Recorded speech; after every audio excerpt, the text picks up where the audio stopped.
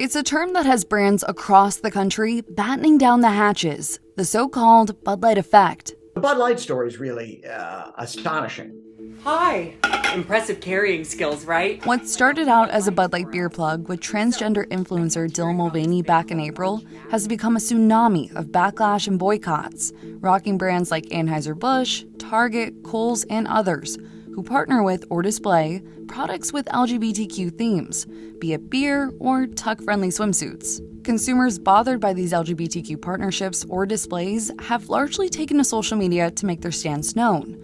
For example, musician Kid Rock decided to post a video to Instagram in which he shot up cases of Bud Light with a gun.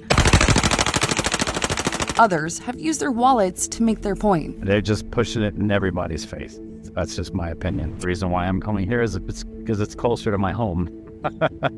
Other than that, I would not be shopping here. In the case of Bud Light, its sales took a walloping in April, May, and June, prompting the brand to end its partnership with Mulvaney.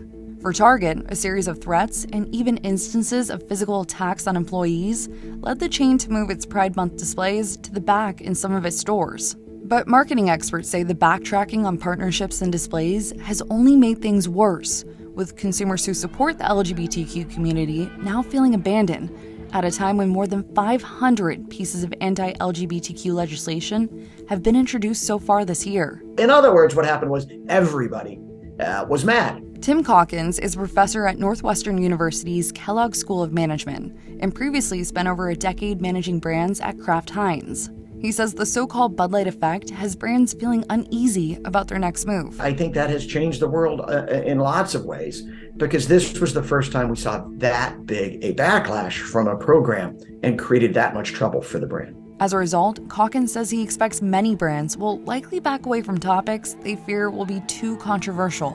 Generally speaking, if you're leading a brand or leading an organization, you don't really want to get caught in the middle of those fights, unless it is really key to your brand positioning or key to what your organization stands for. From a bottom line business standpoint, it may not be a fight worth fighting. You know, it's hard enough to attract a new customer and to sell product and sell services. What you don't want to do as a brand leader is to send a lot of people away because you got your brand caught in an issue that isn't really related to what you're doing fundamentally. Which is why experts say brands need to do some serious reflection. You need to ask yourself, what are you convicted about? And conviction is about what are you willing to stand for, even if you're the only one? We're willing to lose money, potentially lose money over this because that's just what we believe. Do some soul searching, decide what you believe, and then take a step out. Marcus Collins is a professor at the University of Michigan's Ross Business School, an author behind the award-winning book, For the Culture, the power behind what we buy, what we do, and who we want to be. So you don't have to respond to every single thing. Like, respond to the things that are meaningful for you, not because it's a great marketing moment, but because it's real, because you actually believe it. And Collins argues that playing it safe is no longer a safe marketing option for brands. We play to the middle because we feel like that's a risk aversion strategy, that we don't offend anyone when we play in the middle. So for Bud Light or brands like Bud Light who say, oh, we didn't mean to offend you, sorry, we're going to take a step backwards and sit in the middle, both sides go, nah, no thank you.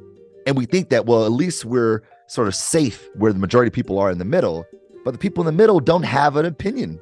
He says one of the biggest lessons brands should take away from the so-called Bud Light effect is to not flinch. Most brands stand their ground.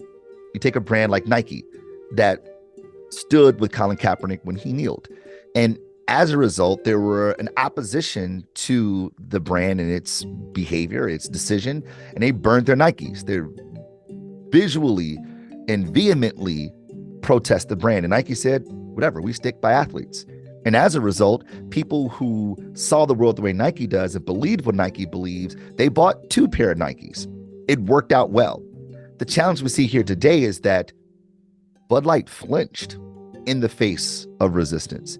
And that's kind of a newer thing. Especially on topics or communities brands have spoken out on before. I worked on Bud Light literally 11 years ago. We did work for marriage equality. I've had clients from Bud Light tell me that these people matter, this community matters to us, which is why Bud Light has been there for years. They've had receipts of support. So whenever this situation would present itself, Bud Light could have easily been like, hey guys, we've been doing this forever, for at least 10 years. Why is this a problem now? So where does this effect leave brands and their consumers now? Companies are going to always express their values, and they're not going to force them on anyone. Bob Wittick is the CEO and co-founder of Wittick Communications. He spent more than 30 years advising corporations and nonprofits on their LGBTQ marketing strategies. My sense is that companies that are on board know that this is their future.